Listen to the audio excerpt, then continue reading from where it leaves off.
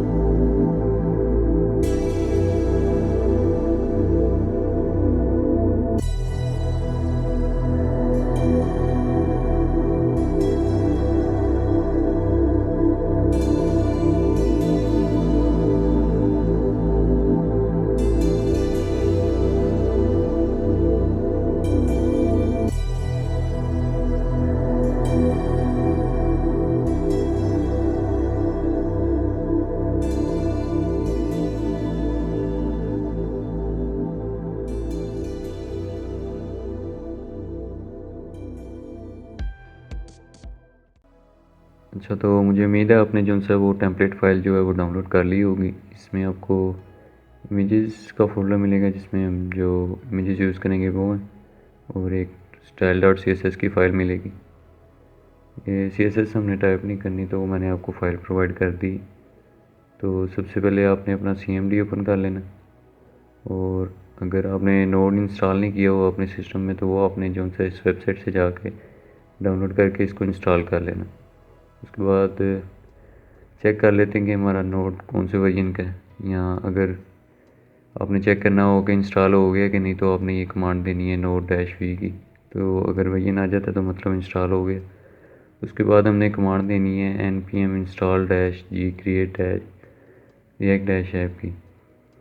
ये create dash react dash app की जो सी लाइब्रेरी है उसको इंस्टॉल कर देगा ग्लोबली। उसके बाद आपने जिस डायरेक्टरी में अपना ऐप जो है वो क्रिएट करना है उसको सीडी करके ये आपने कमांड देनी है N P X create dash react dash app. जो भी आपने उसका नाम रखना है उस प्रोजेक्ट का वो आपने टाइप कर देना। तो ये आपका ऐप जो है वो इंस्टॉल होना शुरू हो जाएगा। हम डोमेन नेचर पे अपनी वेबसाइट होस्ट करेंगे, तो वेब होस्टिंग पे आपने क्लिक करना है। ये लाइट स्पीड टेक्नोलॉजी आपको प्रोवाइड करता है फ्री एसएसएल सर्टिफिकेट, और एसएसडी स्टोरेज आपको मिलती है इस होस्टिंग, और काफ़ी अफोर्डेबल रेट्स हैं इनके। तो $2.9 पर मंथ ये वाला हम चूज़ करेंगे प्लान। अनलिमिटेड स्टोरेज है और अनलिमिटेड बैंडविड्थ है। अच्छा, बात प्लान चूज़ करने के बाद आप यहाँ पे अपनी डोमेन ट्रांसफ़र कर सकते हैं, यहाँ न्यू डोमेन जो है वो रजिस्टर कर सकते हैं। तो आपने यहाँ पर टाइप करना है, चेक करना है, अगर अवेलेबल है तो आपने कंटिन्यू कर देना है। अगर अवेलेबल नहीं है तो ये जो भी लिस्ट मिलेगी उनमें से आपने सेलेक्ट करके कंटिन्यू पर क्लिक करना है। ये हमारा ऑर्डर जो है वो समरी बता रहा है, कंटिन्यू पे क्लिक करते हैं। और ये डीएनएस मैनेजमेंट और आईडी प्रोटेक्शन भी ऐड करना चाहें तो कर सकते हैं, फ्री है फर्स्ट ईयर के लिए। ये फिर हम चेकआउट पे क्लिक कर देंगे। अब यहाँ पे इस पेज के ऊपर आपने अपनी डिटेल्स फिल करनी है ताकि आपका अकाउंट बना सकें और अपना ऑर्डर जो है वो कंप्लीट कर सकें। तो वो टाइप करके पेमेंट मेथड सेलेक्ट करके आपने कंप्लीट ऑर्डर पे क्लिक कर देना। कुछ देर बाद आपकी सर्विस एक्टिव हो जाएगी, तो जो सर्विस आपकी एक्टिव होगी उस पर क्लिक करना है आपने, और log in to cPanel कर लेते हैं। ये डोमेन सर आपको जो है वो वेबसाइट बिल्डर जो प्रोवाइड करता है वर्डप्रेस के साथ। तो आप अगर वर्डप्रेस की वेबसाइट बनाना चाहते हैं तो भी आप बना सकते हैं, लेकिन हम स्टैटिक वेबसाइट बनाएंगे रिएक्ट की, तो हमें फाइल मैनेजर में जाना है और पब्लिक अंडरस्कोर HTML पे यहाँ पे आपने जो भी प्रोजेक्ट का नाम रखा है उस नाम से हम फोल्डर बना लेंगे। फोल्डर बन गया हमारा। यहाँ पे हमने अपने जो सा वो बिल्ड बना के रिएक्ट की वो अपलोड करनी है। तो ऐप जब तक हमारा इंस्टॉल होता है हम तब तक जो सा वो फ़ॉन्ट जो सा हमने यूज़ करना है फ़ॉन्ट फैमिली, उसको हम इंपोर्ट कर लेते हैं अपनी CSS की टेम्पलेट जो फाइल होगी। जो टेम्पलेट में आपको CSS की फ़ाइल मिलेगी उसके अंदर हम कर लेते हैं अभी, क्योंकि अभी ऐप पूरी जो सी है वो इंस्टॉल नहीं हुई। जब वो पूरी इंस्टॉल होती है तो उसके बाद हम जो है उसको CSS फाइल को उसके अंदर यूज़ करेंगे। यहाँ से इसको कॉपी करने के बाद वो CSS फाइल के अंदर हम इसको शुरू में लिख देते हैं, मतलब पेस्ट कर देते हैं। और ये फ़ॉन्ट फैमिली भी हम ऐड कर देते हैं। ये फाइल आपको मैं चेंज करके जो है वो फिर ही प्रोवाइड करूँगा ताकि आपको खुद ना करनी पड़े।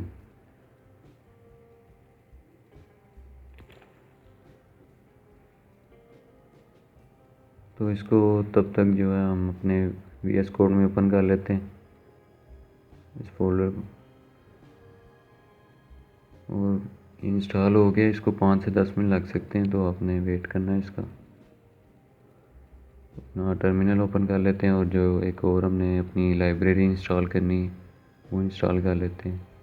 npm install react-scroll। ये स्क्रोलिंग इफ़ेक्ट के लिए जो है हम लाइब्रेरी जो है वो डाउनलोड करेंगे पहले। ये इंस्टॉल हो गई।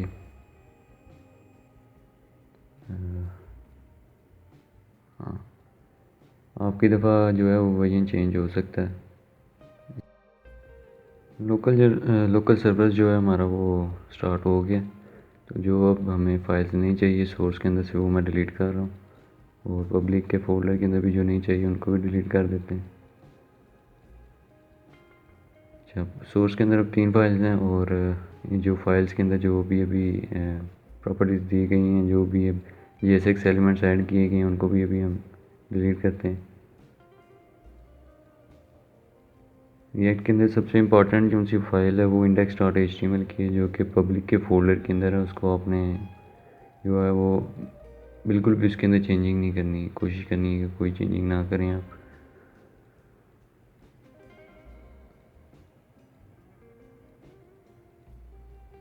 तो ये रिएक्ट फ्रेगमेंट्स मैंने ऐड कर दिए हैं रेंडर सेक्शन के अंदर, रेंडर फंक्शन के अंदर, सॉरी।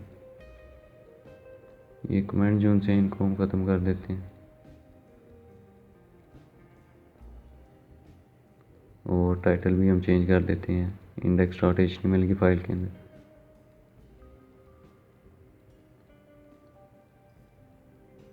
और इसमें कुछ भी इतना जो सा वो ज़रूरत नहीं है अभी, इसलिए हम छोड़ देते हैं इसको ऐसे कैसे ही।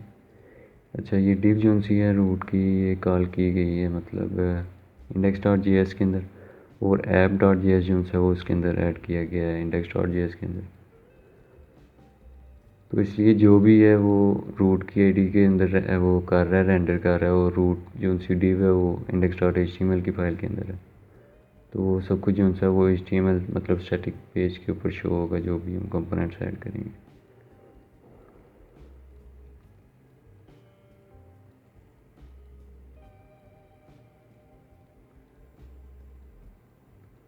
अभी जो भी आपने वो फोल्डर के अंदर इमेजेस होंगी उनको कॉपी करके सोर्स के अंदर जो है उनको पेस्ट कर देना।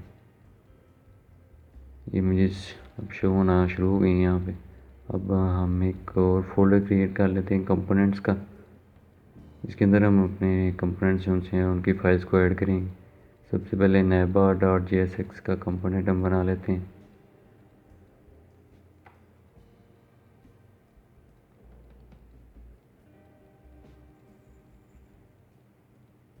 और मैं जो सा कंपोनेंट मैंने बनाया है navbar का, इसको मैं इंपोर्ट कर रहा हूँ app.js के अंदर।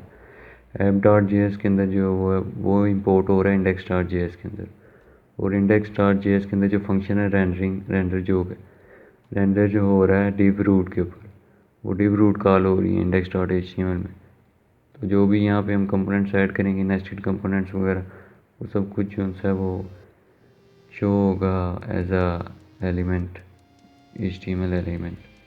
तो navbar में सबसे पहले आपने रिएक्ट को इंपोर्ट करना है, और यूज स्टेट को इंपोर्ट कर लेना है ये एक्ट से। और इमेजेस वगैरह को यूज़ करने के लिए भी आपको जो है वो इमेज पहले इंपोर्ट करनी पड़ती है। तो हम अपना लोगो जो है उसकी इमेज को हम इंपोर्ट कर रहे हैं, क्योंकि नया बनाना है तो उसके लिए उसमें मैंने ऐड करना है, तो इसलिए मैं ऐड कर रहा हूँ पहले।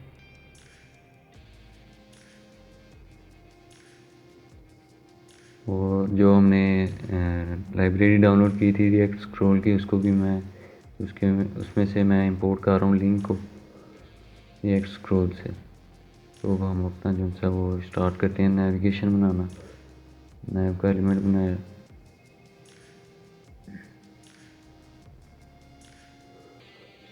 तो अपना जो सा फंक्शन है हम वो बना लेते हैं पहले। कॉन्स्ट नैव सेट नैव,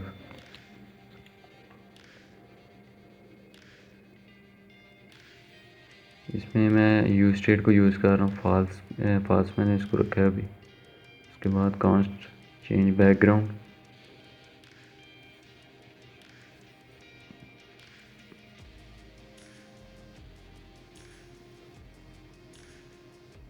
मैंने नेविगेशन को जो है वो दो स्टाइल्स दिए हुए हैं।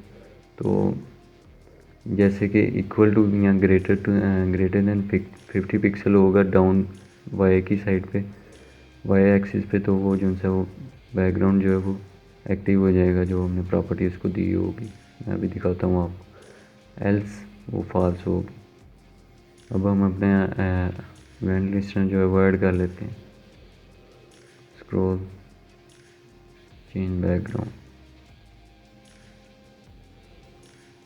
अब नेविगेशन के अंदर जो हम अपनी क्लास नेम ऐड करते हैं,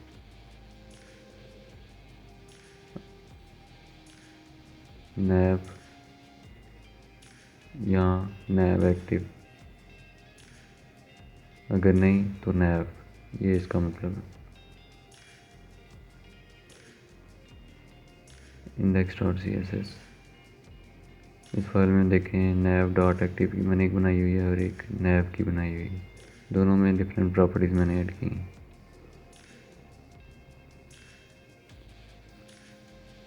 मैं रिफ़्रेश करता हूँ इसको, अभी कुछ शो नहीं होगा मेरे ख्याल में, क्योंकि कुछ अभी ऐड नहीं किया। इसको मैं एंकर टैग को हमने जो है वो लिंक के तौर पे इस्तेमाल करना है, और href को जो है वो टू हमने चेंज कर देना है टू में। ये जो से सेक्शंस वगैरह उनको मैं बाद में ऐड करूँगा, इसलिए मैं अभी हैश ही ऐड कर रहा हूँ। इसमें जो हमने अभी इमेज इंपोर्ट की है उसको हम जो है वो ऐड कर लेते हैं।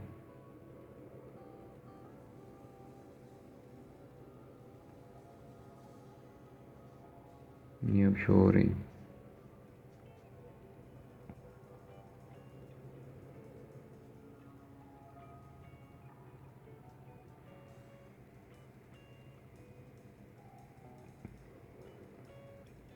अभी हमने जो बर्गर मेन्यू बनाना है उसको, उसके लिए हम ये ऐड कर रहे हैं। Label class name menu icon for menu button, span में ऐड करेंगे। ये क्लास नेम, ये आपने कैपिटल रखना है, इसका ख्याल रखना है आपने। क्लास नेम आइकॉन,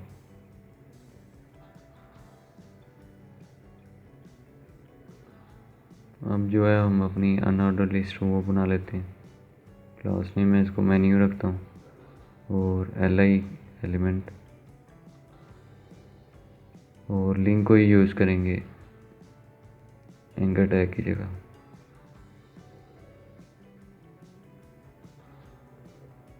जो उनसे सेक्शंस की आईडीज़ वगैरह होंगी उनको हमने हैश की जगह इस्तेमाल करना है, तो वो मैं आपको एंड में बताऊंगा, ताकि जब सारे सेक्शन बन गए हों तो तब इजीली हो जाए। ये नाम मैंने चेंज कर दिए मेन्यू के।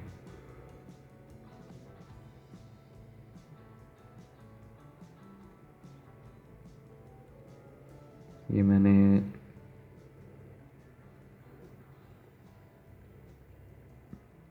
गलत फाइल जो उनसे वो ऐड कर दी थी, जो हमने इंपोर्ट वगैरह किए थे फ़ोन फैमिली, वो नहीं थी शो हो रही, तो ये मैंने अब चेंज कर दिए, ऑटो हो गया।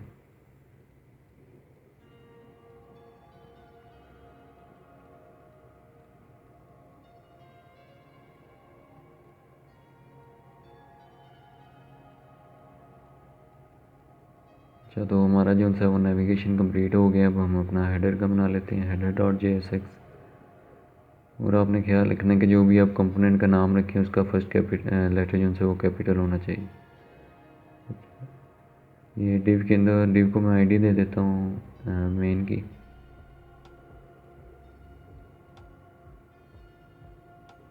इसको हमने app.js के अंदर इंपोर्ट कर लेते हैं हेडर को।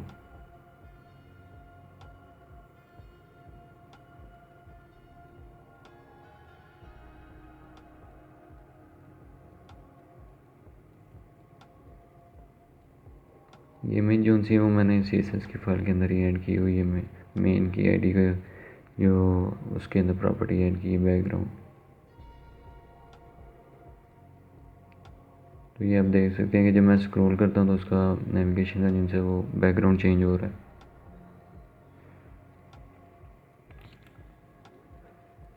अब हेडर के एरिया के अंदर हम जो है वो हेडिंग्स ऐड कर लेते हैं।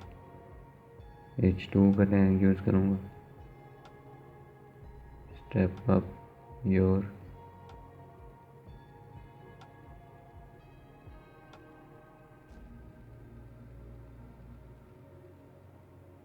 H1 span fitness with us.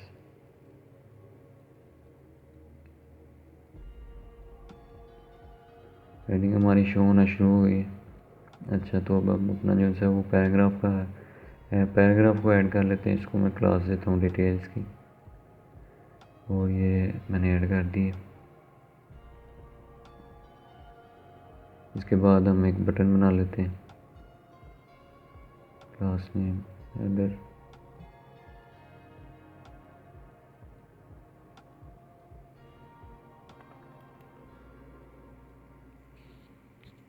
Header BTNs, इसमें मैं ऐड कर रहा हूँ anchor tag, class name header button, join us. ये हमारा बटन भी बन गया।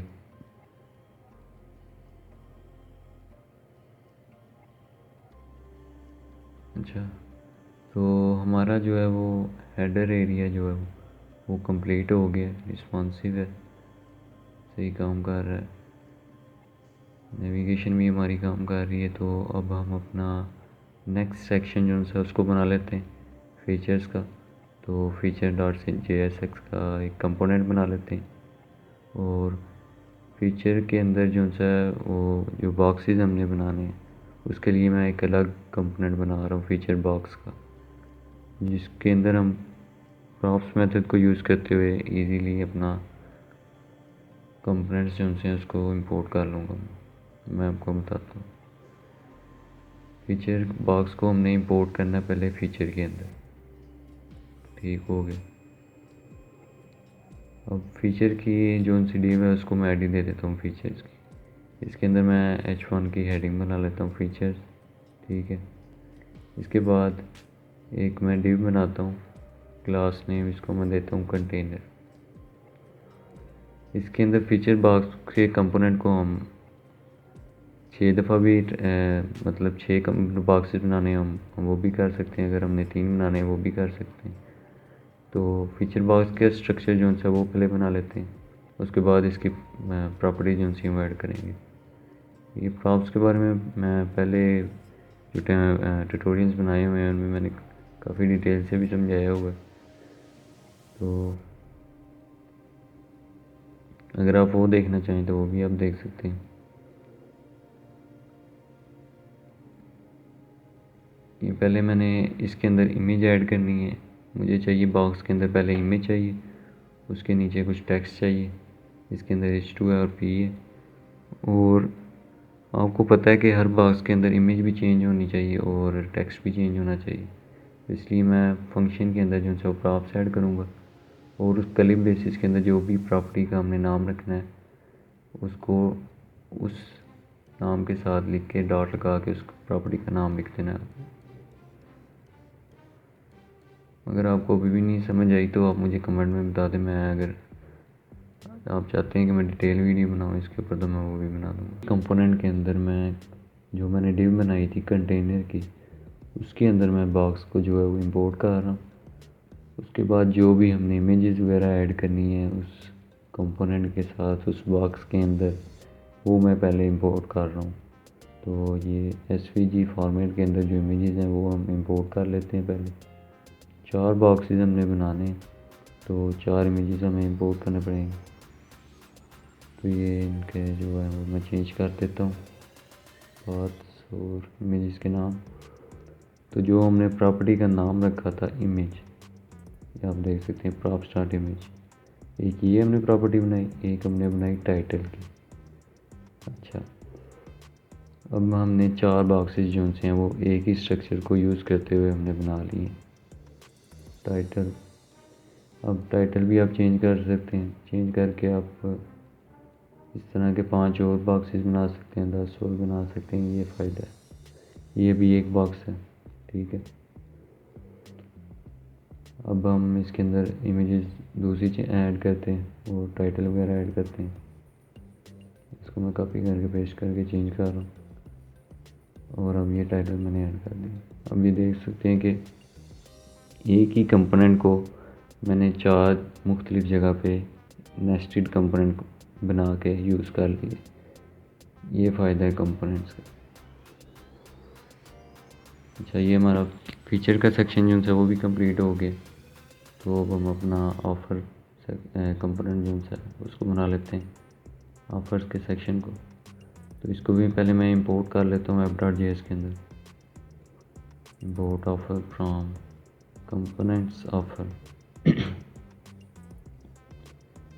इसको भी हम जहाँ पे हमने इसको शो करवाना है वहाँ पे हम उसको उस ऑर्डर के अंदर लिख देते हैं। तो ऑफ़र के अंदर मैं डिव को जो है वो आईडी दे रहा हूँ ऑफ़र की, और इसके अंदर डिव बनाते हैं हम क्लास नेम PR- हेडिंग। उसके बाद H1 मैंने ऐड किए।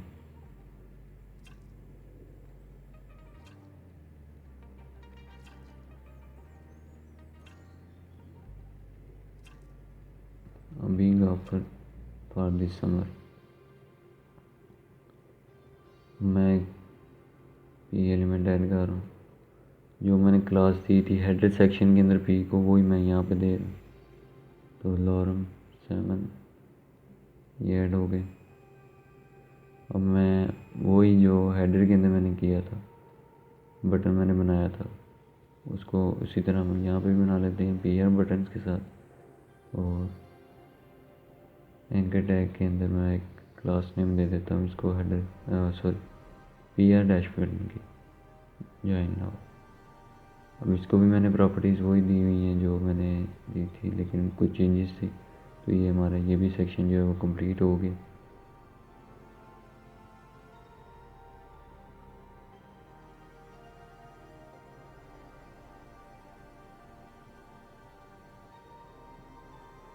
अच्छा, अब अबाउट सेक्शन जो है वो बना लेते हैं, इसलिए मैं अबाउट का कंपोनेंट बनाऊंगा, about.jsx। इसको भी हम जो है वो पहले इंपोर्ट कर लेते हैं app.js के अंदर। अबाउट फ्रॉम कंपोनेंट्स अबाउट, और जहाँ पे इसको शो करवाना है वहाँ पे हमने उस ऑर्डर में लिख दिया। इसको आईडी दे देता हूँ मैं अबाउट की,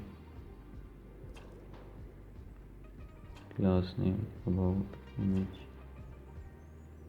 इमेज जो हमने शो करवानी है वो ऐड करते हैं।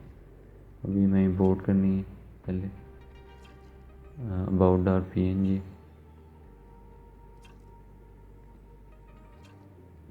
अब यहाँ पे कल बेसिस के अंदर इसको हम ऐड कर लेते हैं अबाउट इमेज।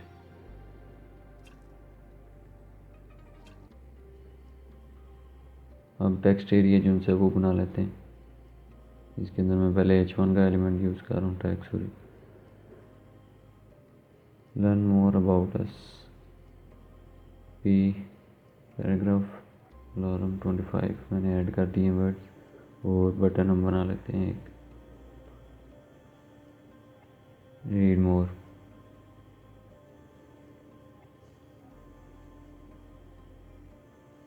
इसको मैंने इंपोर्ट किया हुआ है तो ये शो हो रहा।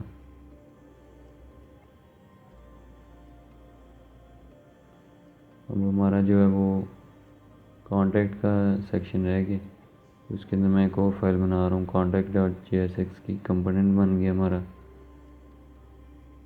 इसको एक्सपोर्ट कर दिया और div को आईडी दे दी मैंने कॉन्टैक्ट की।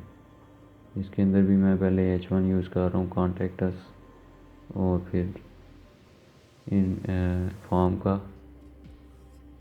के अंदर मैंने इनपुट्स जो हैं वो एलिमेंट टैग यूज़ किए। मुझे कंफ्यूज हो रहा हूँ इसलिए सॉरी। टाइप मैंने टेक्स्ट की, place holder full name required मैंने ऐड कर दिया। इसी को कॉपी करते हैं, पेस्ट, और टाइप मैंने इसकी ईमेल चेंज कर दी और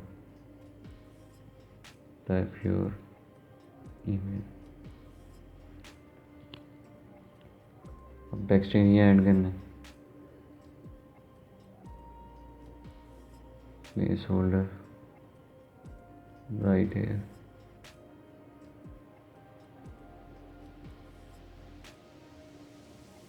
नेम मैसेज,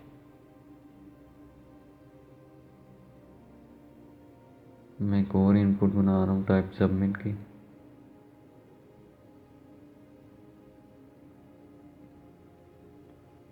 वैल्यू इसको दे देता हूँ सेंड।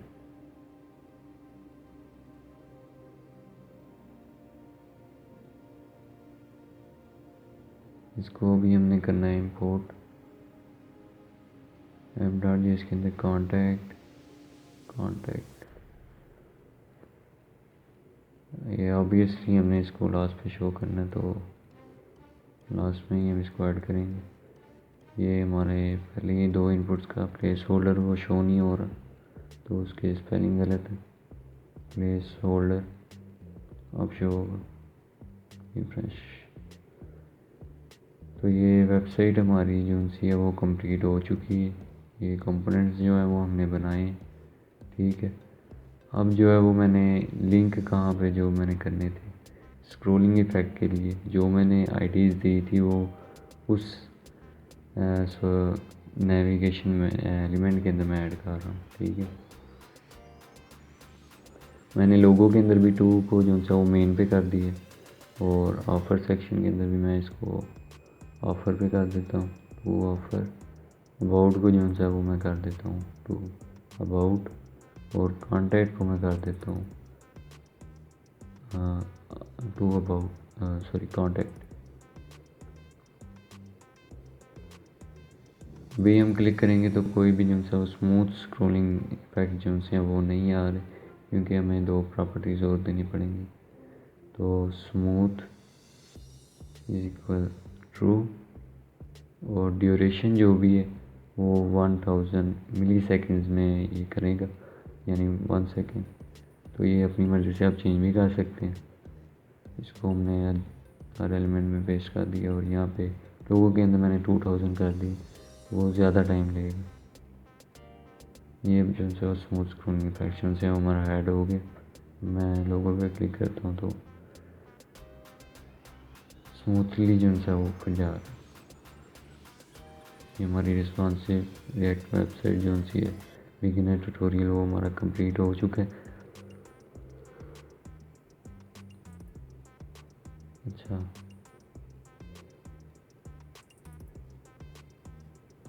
वेबसाइट तो हमारी कंप्लीट हो गई है, तो अब इसको अपलोड करने का टाइम है।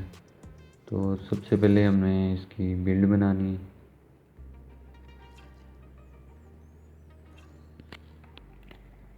और बिल्ड बनाने से पहले आपने ख्याल रखना है कि पैकेज.json के अंदर आपने एक प्रॉपर्टी ऐड करनी है होम पेज की। जो भी आपकी डोमेन नेम होगी यहाँ तो आपने वो है उसके अंदर ऐड करनी है सबसे पहले। यहाँ जो भी आपने फोल्डर बनाया होगा उसको स्लैश डाल के अपनी डोमेन नेम के साथ स्लैश डाल के उसको लिखना है, वर्ड टू वर्ड सही होना चाहिए, नहीं तो फिर बाद में प्रॉब्लम हो सकती है। तो उसके बाद ये करने के बाद हमने npm रन बिल्ड की कमांड देनी है टर्मिनल में। तो हमारी जो बिल्ड है वो बन चुकी होगी, तो उसको अपलोड करने के लिए हमें इसको ज़िप फाइल के अंदर कन्वर्ट करना पड़ेगा। तो कोई भी सॉफ्टवेयर आप यूज़ कर सकते हैं। ज़िप फाइल में इसको कन्वर्ट कर दी। अब यहाँ पे आपने अपलोड करना, सिलेक्ट फाइल, और जहाँ पे आपका प्रोजेक्ट होगा उसके अंदर ज़िप को, बिल्ड और ज़िप को आपने अपलोड कर देना।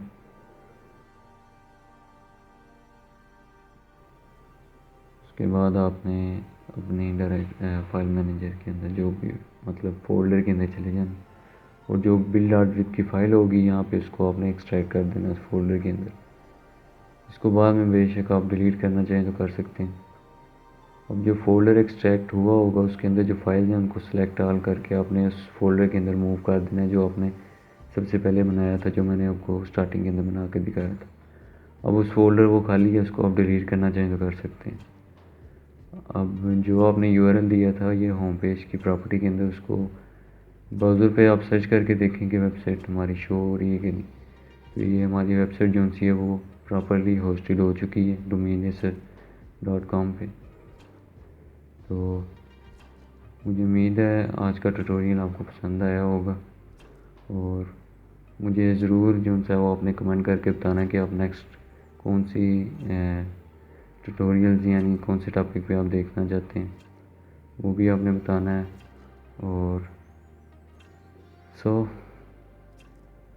बस यही, ठीक है फिर, ओके, अल्लाह हाफिज़।